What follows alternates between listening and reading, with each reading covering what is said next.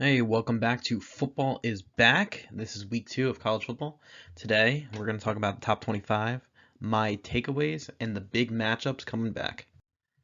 So here's the top 25 here. Obviously, we have Alabama at 1, Georgia 2, Ohio State 3, Michigan 4, Clemson 5, Texas A&M 6, Oklahoma 7, 8 Notre Dame, Baylor at 9, and 10 USC. I think the big thing to look at is I believe Michigan, Clemson, Texas A&M. They're going to be kind of rotating back and forth the next couple of weeks. I do not believe Notre Dame is a top 10 team, maybe even top 15 team. I don't believe so. I think that's a team to watch. The other ones, 11 below. Florida's a team to watch, how they'll move up. Michigan State's interesting. They have some talent offensively. Defense is a major concern still. Miami, we'll see where Miami goes with this. Kentucky's always exciting. Ole Miss. Tennessee is a big game this week against Pitt. We'll see where they stand with that. So here are my big takeaways. So Georgia-Oregon game was a very unfun game to watch because Georgia absolutely obliterated Oregon. So Georgia held Bo Nix to 173 yards and 2 interceptions. But to me, the real story was the Oregon defense. They were absolutely atrocious. They did not know how to defend any basic play action or bootleg concept. They looked extremely confused with what Dan Lanning, the head coach, was expecting from them. They have a lot of talent, supposedly. I don't know how they're going to recover. I know Georgia's good, but that was just pathetic on defense. Ohio State is going to be a really interesting team to watch. Their linebackers were incredible against Notre Dame, and I think once CJ Stroud has that offense humming, they're going to be a very tough out in the Big Ten. Next one for me is Notre Dame. I don't understand the hype about Notre Dame whatsoever. Their defense looked okay, but their offense has no playmakers. Everyone talks about Michael Mayer as this big tight end. He's a big guy. He can block, but he's not stretching the field. He's not a huge star. He's just a big guy, and he can catch the ball here and there, but that's all he is. Let's talk about the LSU. LSU finale was phenomenal. The last minute or so, the fumble recovery, then they fumble on the 1 yard line. LSU takes it all the way down. They get the ball with 1 second left, score a touchdown, block field goal. Their blocked extra point. It was an incredible game. But to me, the embarrassing part with LSU is they are loaded with talent. That is a very sad thing to see how they performed. But to me, it comes down to a couple things. For one, they had no play out of their linebackers, and in today's college football, you need linebackers to help stop mobile quarterbacks, and they were horrible all game. Second part is the obvious: their O-line got destroyed. And Florida State has some talent in the D line, but they're in the SEC. They're going to be facing talented D lines the entire time. So I don't know if they're ever going to get those two things fixed. If you can't get those two things fixed, you're not going to have a good year. The next thing is the Florida teams. Florida, you have Florida State, Miami are the big ones. I think they're going to be fun to watch. Florida has a very talented quarterback in Anthony Richardson. He's going to be fun to watch. They got a big game this week against Kentucky. I think they should win. They're not the Floridas of the past, of the Tim Tebow era, where they were loaded across the board, but they are still a very talented team. Florida State, we saw them. They look really good on defense. Jordan Travis is a fun quarterback to watch. They'll be fun to watch going forward. I don't know if they're going to be able to compete as high as they want because I think Jordan Travis has limitations to his game and the receivers there. The next one is Miami. They have a quarterback that's going to be drafted in the first round next year. So if you have that, you're always going to be a team to watch regardless. Finally, Clemson. I think Clemson's defense is probably the only closest to Georgia and Alabama there is in the country. They look ridiculous. So fast, so strong, so good across the board. The problem with them is the quarterback. They want DJU to be the guy, but he's not going to win you a championship. He's an okay quarterback. I know he's a big recruit, but they need to figure that out because they're just wasting their time treading water with him. He's not going to win it against the big SEC schools.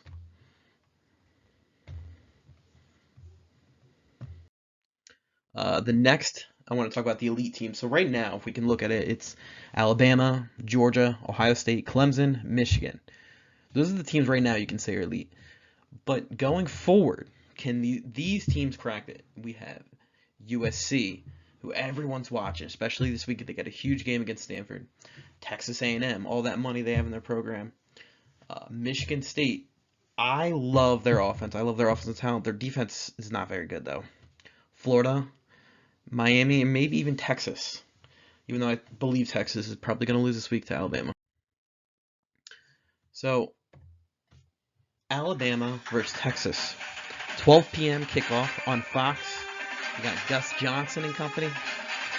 This game's going to be awesome. Now, I think Alabama's going to win by 3 scores. But this is how I look at it.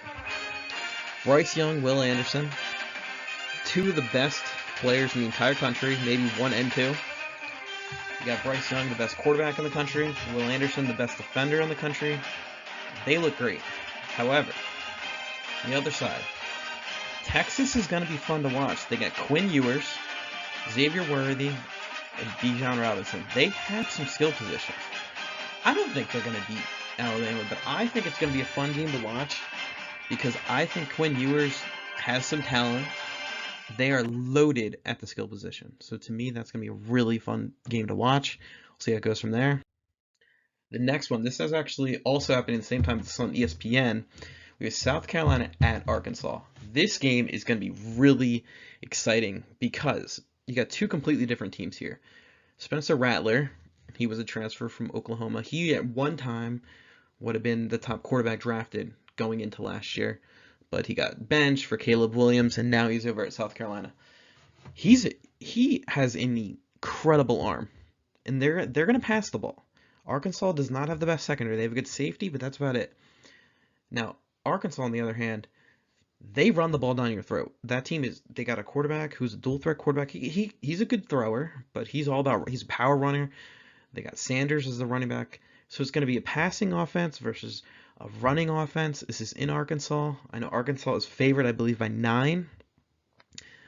But I don't know. I think Spencer Rattler might be able to pull it off. I think Arkansas is good, but they're not great. And I think South Carolina's got an extremely good quarterback.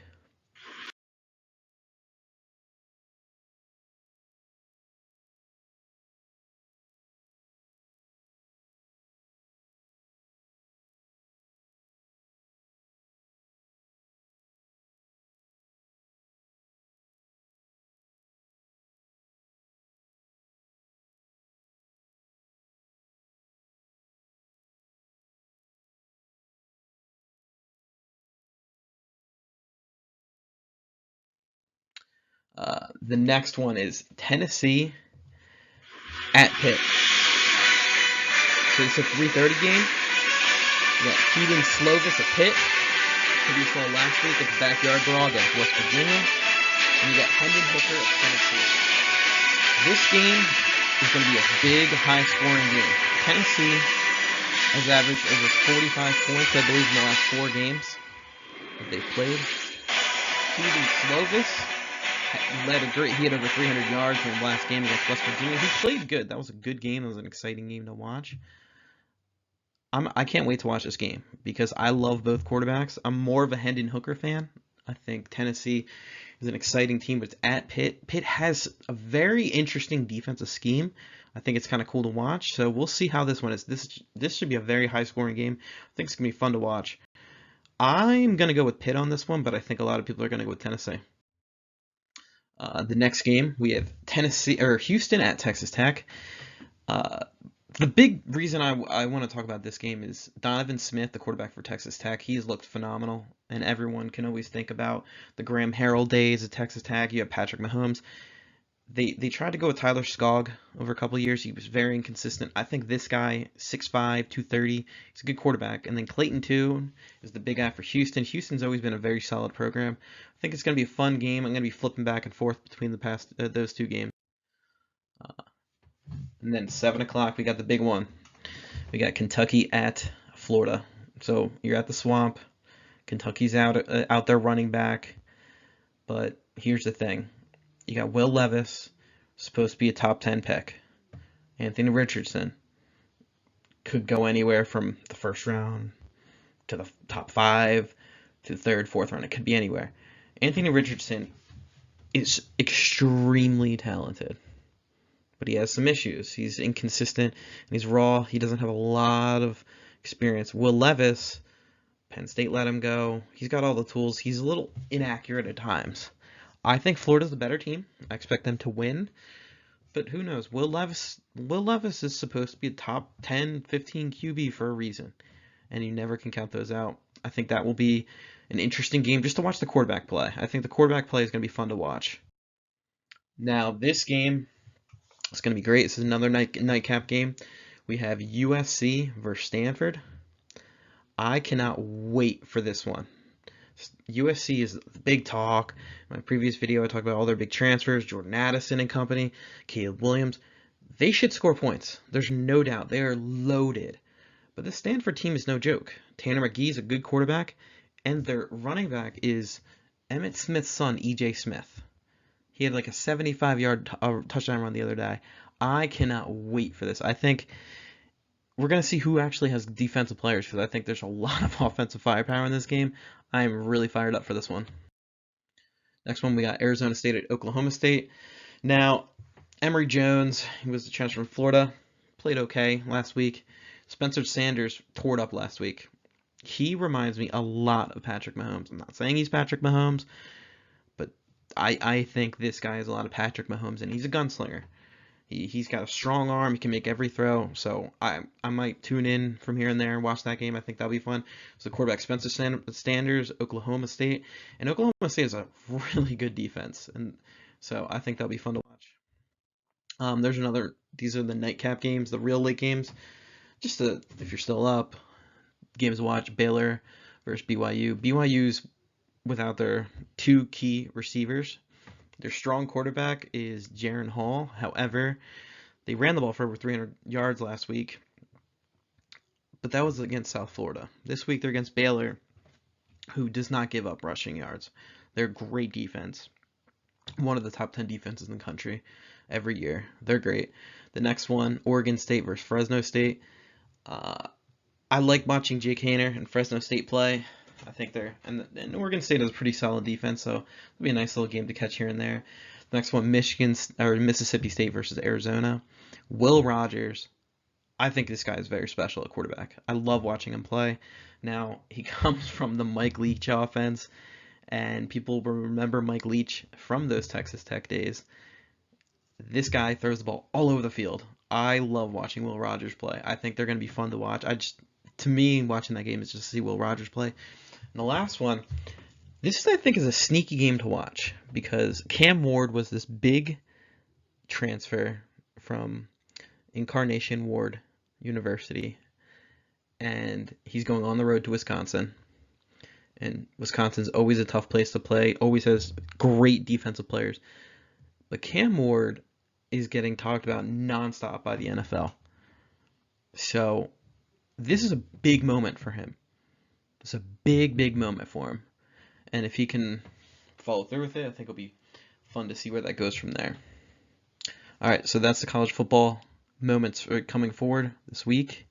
I hope you enjoyed it. And once again, make sure you subscribe, like, and comment.